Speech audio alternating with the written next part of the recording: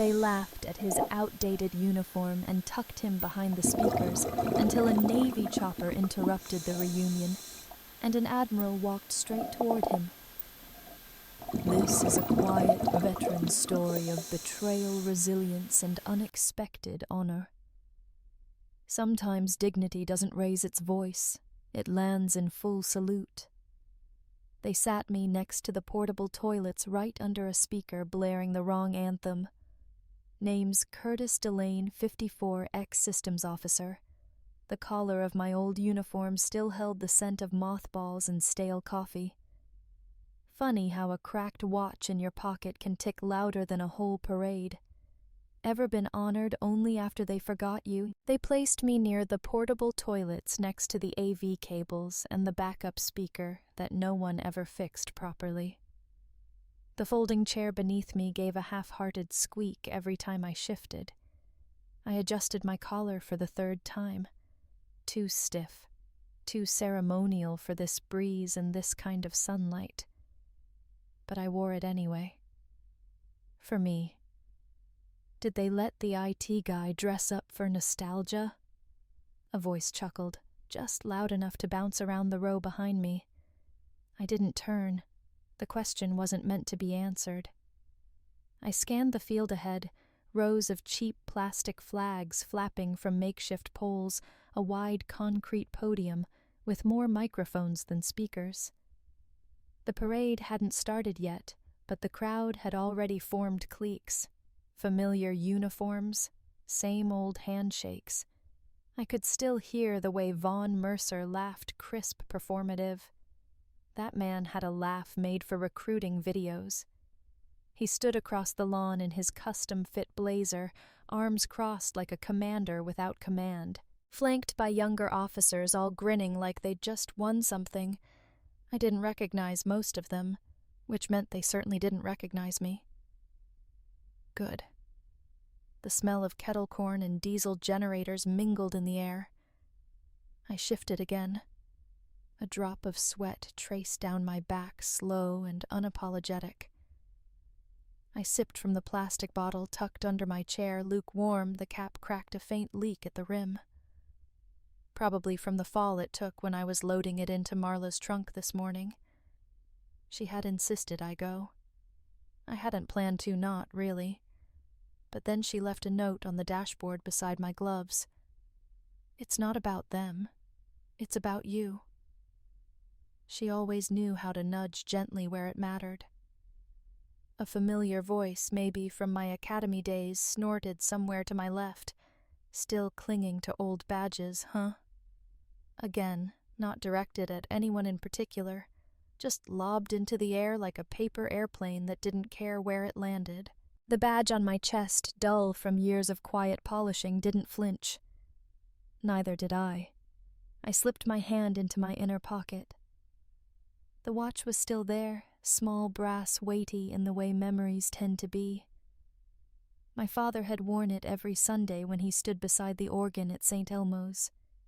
He'd given it to me the day I enlisted, told me to keep time like I kept my word, steady, silent, unshakable.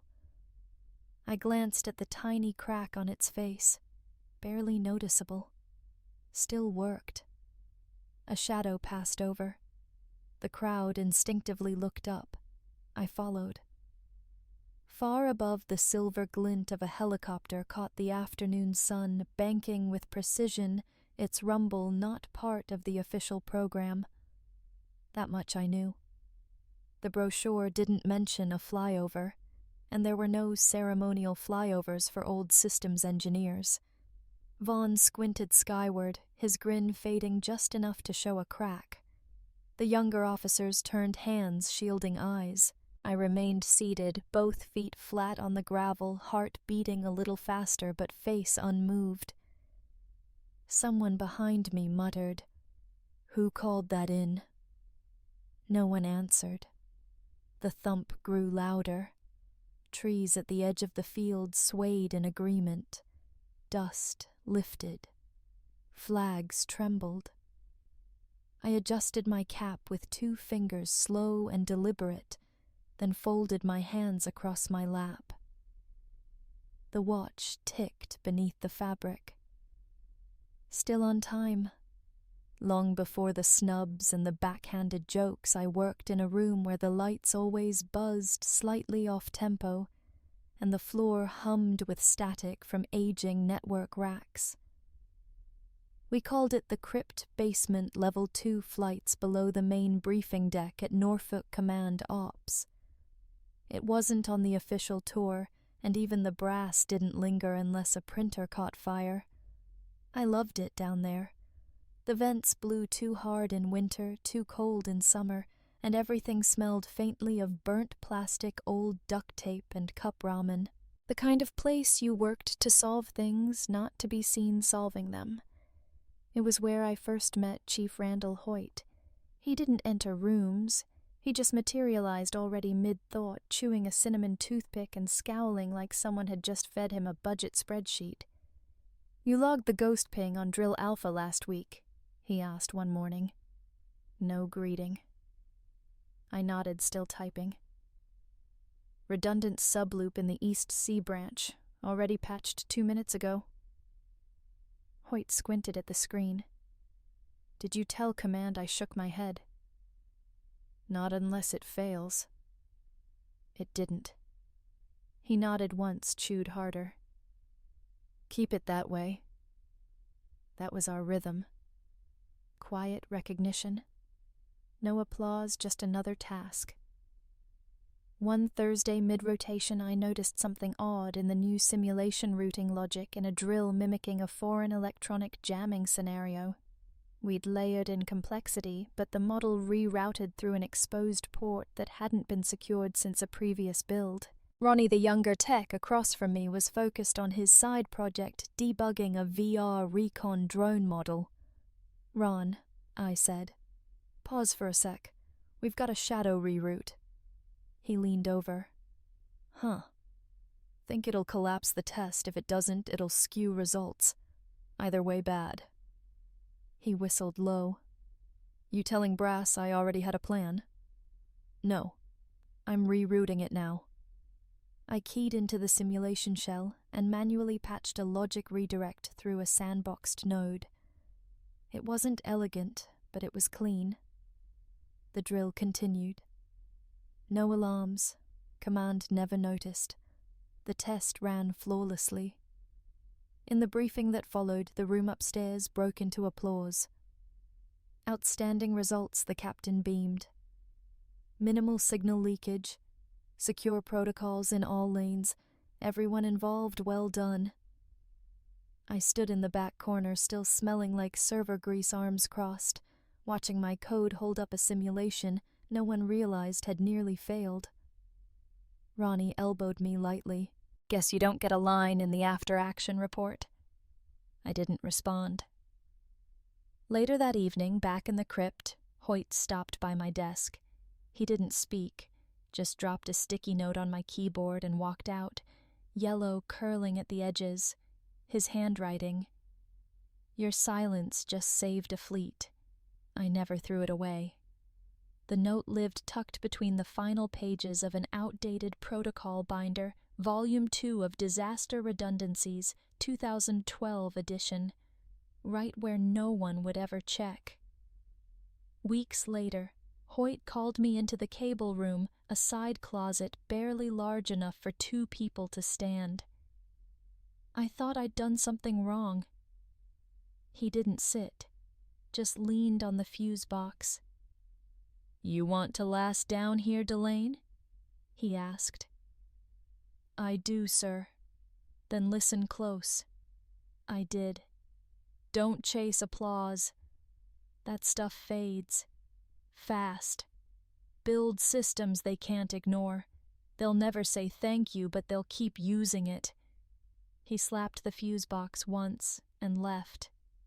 It stuck with me. Maybe too well. Back in the present, the reunion field hummed with conversation that didn't need me. The helicopter was still descending. My pulse had evened out, but my fingers traced the rim of my jacket pocket. I pulled the watch halfway out. Tick, tick, tick. I watched it for a second longer than necessary, then slid it back inside. Still working. still ignored, just like me. They wanted flash. I gave them function. Vaughn gave them flair and failures. The hallways of the simulation wing echoed like they were trying to forget us. Smooth tile fluorescent lights that hummed in uneven rhythm, and doors with nameplates that seemed to slide lower on the pecking order each week. Project Horizon was supposed to be a revolution in fleet-level simulation architecture. Instead, it was becoming a press release factory. I had just wrapped Sentinel V1, a dynamic firewall simulation engine built for worst-case scenarios.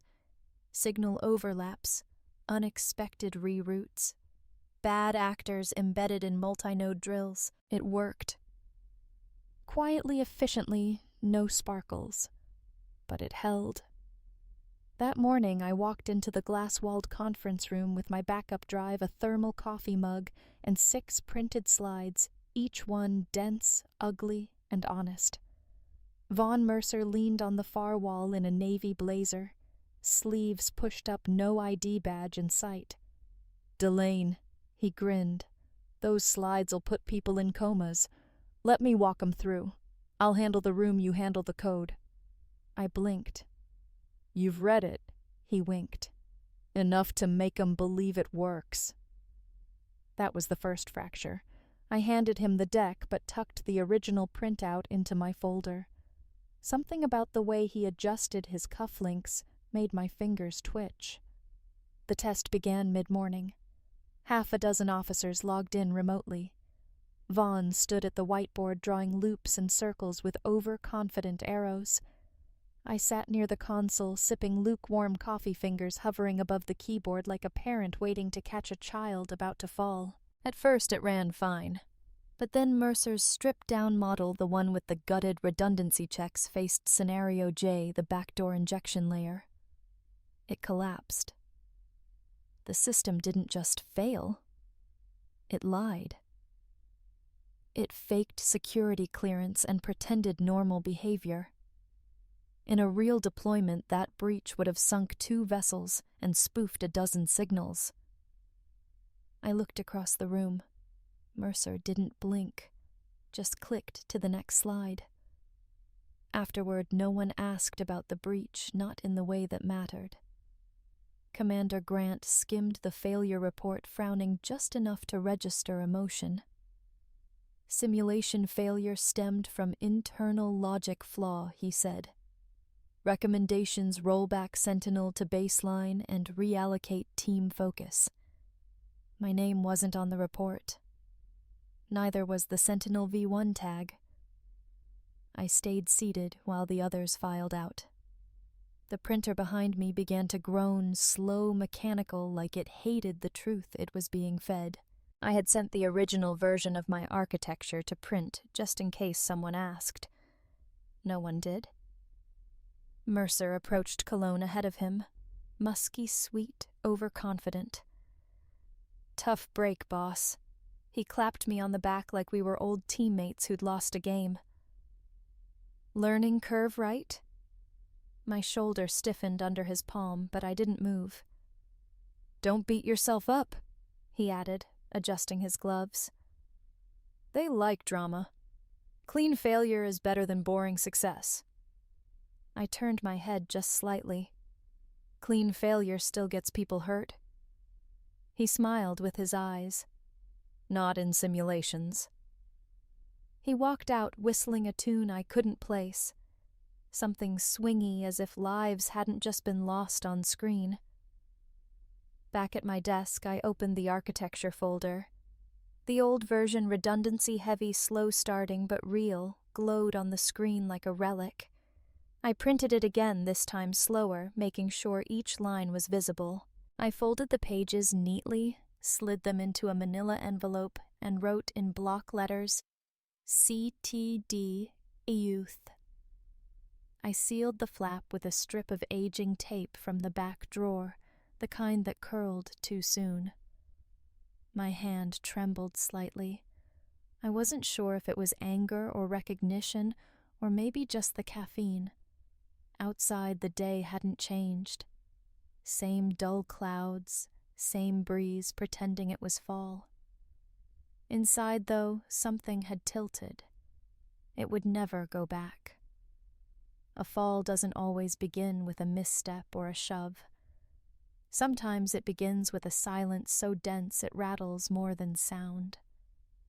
That winter evening, the only sound was the tick of the gas heater in my study, and then the soft, irrevocable thud of a pocket watch hitting the tile floor. I hadn't thrown it. I'm not that kind of man. It slipped from my fingers when I unfolded the latest memo from command. Subject System Transfer Authorization. We commend Lieutenant Von Mercer's foresight and initiative in realigning simulation protocols ahead of threat modeling forecasts. My name wasn't there. Not even in the CC list. My system access had been suspended that morning. Administrative review, they called it.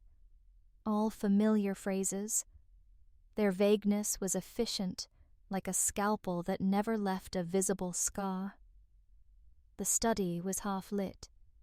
Outside the curtained window, the streetlight flickered weakly against a sleet-streaked sky. The dog, Grigsby, aging and blind in one eye, snored near the radiator. The room smelled faintly of old coffee and whatever Marla had reheated for dinner. I sat before the computer, the resignation letter already open on the screen. 4 lines plain. It ended with "Regards, Curtis." The cursor blinked under my name like a pulse I couldn't control. It synced almost hypnotically with the ticking of the heater. I took a sip from the mug on my right. The coffee was cold, the rim stained. A faint ring had formed on the printed letterhead I'd been too proud to use last year. My thumb brushed over the crest, Department of Naval Cyberstructure, and left a smear I didn't bother wiping away. The watch lay face down on the floor, the fall short, but unkind. When I picked it up, the glass had cracked diagonally, corner to center. It still ticked. Somehow, that made it worse. Marla entered quietly. She always knew how to move when I couldn't. She wore a sweatshirt from Clem's old-school sleeves pushed up like she meant to fix something.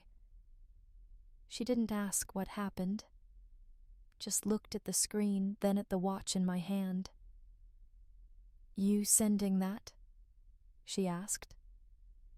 "I drafted it."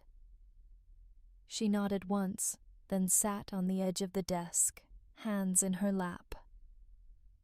"Do you remember," she said softly, "the weekend we bought that desk lamp? You insisted on one with the green shade, said it looked like a thinking man's lamp." I said nothing. "You're still that man." I didn't argue, not because I agreed, because I didn't trust my voice. There was a soft knock. Clem peeked in, wrapped in a blanket. Hair tied messily, eyes still swollen from sleep. "Dad." I cleared my throat. "Yeah, bug." She walked in, noticed the cracked watch on the desk, then the blinking cursor. "You didn't raise me to quit over cowards," she said. "Just that. No drama, no accusation." And just like that, something snapped back in place. Not rage, not pride, something quieter, a shape. I deleted the email. The sound of the key press was small, final, and oddly clean. Then I stood, walked to the corner where the old whiteboard leaned against the wall. I wiped off dust that had settled like resignation, clicked a dry erase marker into readiness. The cap was cracked like the watch. Everything aging but still functional. Lines formed. Boxes. A flow. Not revenge. Not even redemption. Just integrity restored from scratch. I heard Marla whisper something to Clem as they left the room, probably about tea, or space heaters, or leaving a man room to breathe. I turned back to the drawer on my right, the one I hadn't opened since the last system reset. It creaked. Inside, wrapped in bubble paper, and doubt was a small encrypted drive. Label Auth V2 Personal. Do not copy. My hand hovered over it for a second, then I took it out, placed it next to the cracked watch. The heater clicked again. Grigsby stirred. I uncapped another marker. Still working. Still mine. Sometimes you don't break the chain of command. You just build around it quietly, deliberately, like rewiring a circuit with the power still on. It was a little after midnight spring of 2022. The rest of the house slept. I sat in my home office slippers, worn thin sweatshirt older than some of the systems I used to patch. The mug by my keyboard read, "Retired, not expired." I'd bought it half as a joke, half as a prayer. Outside, the neighborhood was silent. A dog barked 3 houses down, but it didn't echo. The streetlight flickered twice and gave up. I stared at the manila envelope marked CTD Auth, the letters fading from too much sunlight and second-guessing. I had revised the architecture 6 times, stripped the fluff, reinforced the data logic, added cascading kill switches Vaughn would have called paranoid. Maybe they were, but they worked. I didn't want applause. I wanted it to exist. Beside the envelope sat an old Navy manual, edges curled, navy blue cover creased near the spine. A sticky note fluttered inside Hoyt's words, still faded but legible. Build systems they can't ignore. I ran my fingers over it once, then folded the envelope open. I slid in a drive labeled in black Sharpie Sentinel V2, encrypted. Then another simulation logs, personal machine, a handwritten cover page on real paper. If you're still looking for answers, they're already built. No signature, no rank, just Curtis. I opened my laptop and hesitated. The cursor blinked inside a clean, unsecured email client. No military server, no encryption handshake, just a contact line I hadn't used in years, Imogene. Ray, Navy, .cyber, .tel, mil. Rear Admiral Ray had once spoken at an internal seminar on post-retirement architecture resilience. She had mentioned Sentinel, my original build, by name, even before it had been flagged as too slow. I remembered her phrasing exactly. Speed without integrity is a weapon pointed backward. I hit send. Then I waited. I made tea. Fell asleep on the couch with a heating pad on my neck. Woke up groggy and sore.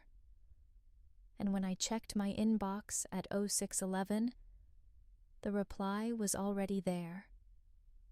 Subject: Sentinel body. Report to my office. 0900. Alone. No signature. No header flourish. Just a location block I hadn't seen in over a decade. I shaved. Wore my quietest shirt. Told Marla I had a coffee meeting near base. She didn't question it. She just handed me a breakfast bar and said, "Don't let them drain you." The base hadn't changed much. Badge checks, outdated posters, that particular sterile smell of freshly painted steel trying to cover old coffee stains. I walked the south corridor alone, past names I didn't recognize, through a door that hadn't been opened to me in 3 years. Admiral Imogene Ray was already seated. No aide, no notepad. She motioned for me to sit without looking up. A single folder lay between us, navy blue labeled in silver ink, Sentinel Tier 2 Review, restricted. She finally spoke. "You've read the latest audit." I nodded. "You're right," she said. But you're not untouchable. I met her gaze. Never asked to be. She leaned back slightly, fingers steepled. You want this system alive? Then earn it under fire. No more basements, no more favors, no flags shielding you. I kept still. What kind of fire? She slid a small plastic card across the desk. It was matte black. No name, just room 219. Not clearance, she said. Not even validation, just a chance. Then what am I walking into? Testing. Actual scenarios. No filters, no editing. You'll get one assistant, no headlines. They'll watch everything. I nodded. She tilted her head. Why now I didn't answer immediately? Then I pulled the cracked watch from my pocket, placed it gently on the edge of the desk. Its second hand ticked, faint but steady. Because if we keep building with mirrors and applause, I said the first real signal will bury us. She looked at the watch for a second, then back at me. Room 219, she repeated. You start tomorrow. Some teams aren't assigned. They're built line by line, word by word, silence by silence. Like good code, the best of them are elegant, resilient, and invisible when working right. Room 219 looked like every other forgotten wing of base-side innovation beige walls, soft buzz of fluorescent tubes, rubber floor tiles patched like a hospital hallway. But inside it pulsed. The hum of a new team, the breath of something real. Elena Calder entered without knocking. No salute, no clipboard, a single spiral notebook in hand. On the cover in scratched silver ink, no heroes, just syntax. She didn't introduce herself, just sat at a terminal near the far wall, booted into a VM and began typing. I didn't mind. The rest of the team, 3 analysts, 1 systems engineer, and an operator who still slept in his car, arrived slowly. Ray had kept her promise, no headlines, no parade. But the tools were there. And so was the expectation. I renamed the build. Sentinel had baggage. Aura felt right. A firewall, yes, but layered with subtlety, something that sensed attacks rather than just deflected them. Elena skimmed the initialization sequence and immediately frowned. This async loop, she asked. You're trusting timestamps from shared memory. I raised an eyebrow. They held in prior sims. She shrugged. So did the Titanic's rivets. I liked her instantly. Rewrite it, I said. She did. In under 4 hours, the sandbox ran 12% faster. Latency dropped by 6 ms. More importantly, the false positive rate halved. No one clapped. No one paused to admire. They just kept working. We didn't talk much. Lunches were staggered and quiet. Whiteboards were filled with hand-sketched routing logic and error log hieroglyphics.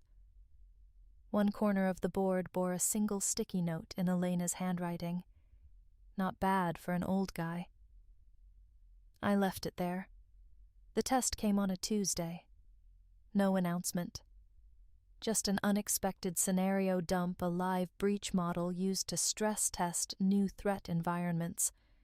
The kind of thing Vaughn once flubbed for drama points.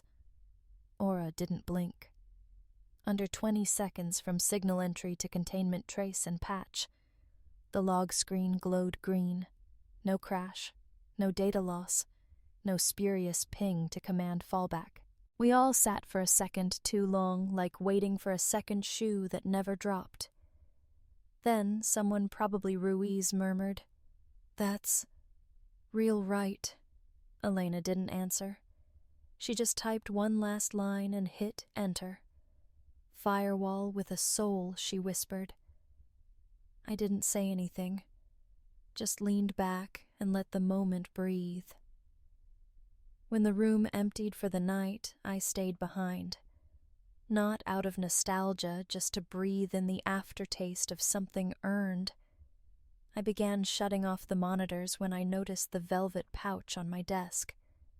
No note, just soft cloth and weight. Inside the watch, my father's. The crack was gone. The glass was smooth again. It ticked softly, confidently. I looked out the narrow window. Somewhere far beyond the trees and waves, Vaughn was probably sitting in a glass office planning his next pitch. But this room, this beat, this team, they were mine. I held the watch to my ear, still ticking. Again, I didn't want a podium. Never did. I wanted the system to live not as an artifact of some glorious legacy, but as something functional, resilient, alive. No spotlights, no inspirational memos, just uptime. It was early October 2023. Leaves slicked the sidewalk like fallen epaulets. Norfolk's air was heavy with brine and cinnamon. I sat at a booth in Deckside Diner, the kind of place where the mugs were stained but warm and the jazz played just loud enough to excuse silence. Across from me, Elena stirred her coffee without looking up. Her laptop was open code minimized.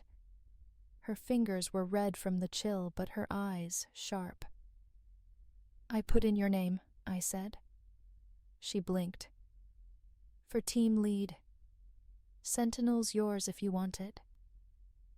She didn't react right away, just took a sip.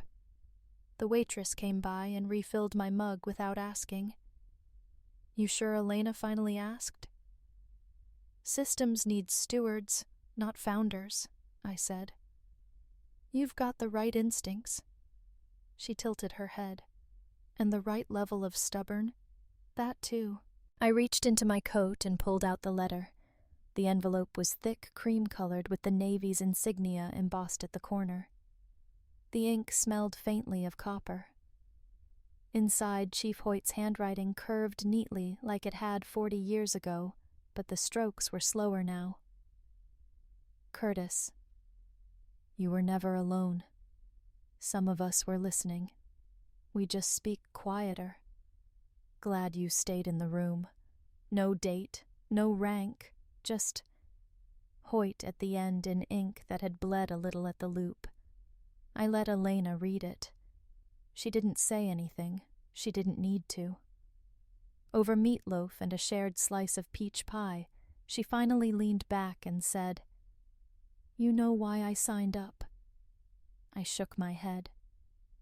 They used to tell this story, she said, about a guy who got pushed out whose firewall got rewritten by a glory hound, but he kept coding anyway. No drama, just resolve. Ghost story. She smiled. Blueprint. I didn't respond right away. Instead, I looked out the window. A boy ran by with a kite trailing behind the wind, lifting it higher than it had any business flying. You going to the reunion next year? She asked. I hesitated. Maybe. Not out of protest. No, I said. Presents? She nodded. We fell into a comfortable pause, the kind you only get after finishing something neither of you fully owned. When I got home, Clem was making soup. She had her hair up an apron around her middle, and her phone lighting the counter like a lantern. She handed me the mail without turning. Among the circulars and donation asks, I noticed a new text had popped up on my own phone. Clem 2, 43 p.m. You should wear the uniform. Not for them. For you. There were no banners. No red carpet. No music swelling at the right cue. Just the sound of boots on gravel, the snap of folding chairs, and the deep-throated churn of a helicopter rotor slicing the autumn air. The Veterans Parade hadn't changed much. Still the same brittle folding chairs sinking slightly into damp grass. Still the faded flags stitched by hands older than most of the crowd. Still the smell of kettle corn, diesel, and pride held together by muscle memory. They seated me near the back again. Not quite by the portable toilets this time, but close enough to smell the soap packets taped to the inside wall. Same AV tent, different volunteers. I didn't mind. The lapel pin I wore was the same one Mercer once joked about. The ribbon bar from the Operation Helix watch. Back then it barely got a glance. Now it caught the glint of morning sun sharper than I remembered. In my pocket, the watch ticked. I kept my breathing slow gaze steady. No need to scan the crowd. Elena was somewhere near the press line. Clem had promised to watch from the tree line where the canopies gave shade. Neither of them needed to be near. That was the thing about presence. It didn't demand attention. It shaped the room quietly like heat rising through floorboards. Then came the shift in air pressure. First the murmur, then the sudden hush, then the deep, low rumble, the kind you feel in your molars. The chopper didn't circle.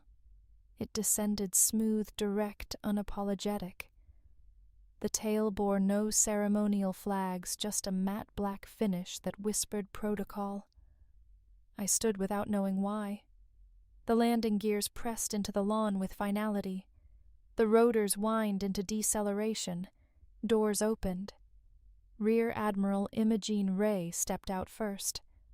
No brass band, no announcement. Just her boots finding earth like punctuation marks. 2 aides followed sharp suits, quieter expressions. She walked right past the microphone stand, past the podium with the program notes fluttering in the wind, past the row of flag bearers who instinctively straightened, straight to me. She stopped exactly 3 feet away, raised her right hand to her brow, a deliberate salute, firm, not rushed. "Mr. Delane," she said on behalf of the fleet. "We remember." Silence held. Then someone in the crowd murmured. Then another stood. Then chairs creaked, jackets rustled, shoes scuffed soil, and one by one they rose. The parade announcer didn't interrupt. He just lowered his mic. Elena, from her position near the security booth, didn't smile. She just nodded. Mercer, of all people, was already standing. No grin, no gestures, just eyes steady on mine, hands clasped in front of him. I didn't return the salute. I simply inclined my head. The Admiral lowered her arm, gave me a half-inch of smile, turned and left. The rotors started again. People began sitting.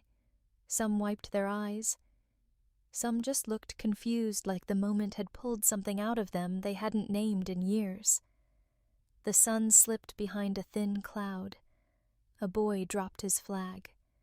A woman pressed her hand to her husband's back. No one said justice. No one shouted my name. And that was the beauty of it. Curtis Delane had not been vindicated. He had simply been remembered. I sat again. The chair creaked, same as before. My fingers found the watch in my pocket. Still ticking. The last of the chairs had folded. The field was quieter now, except for the soft ticking in my pocket, steady, certain. The same watch once cracked now kept better time than I ever did. Turns out, not every recognition needs a microphone. Sometimes just standing still long enough lets the world catch up. We don't always win by making noise. Sometimes we win by not leaving the room. If you've ever felt forgotten or quietly kept something good alive, maybe that was your moment of legacy beginning. Has life ever handed you a second chance in disguise? Share your story below, or if this resonated, feel free to subscribe and stay for the next tale.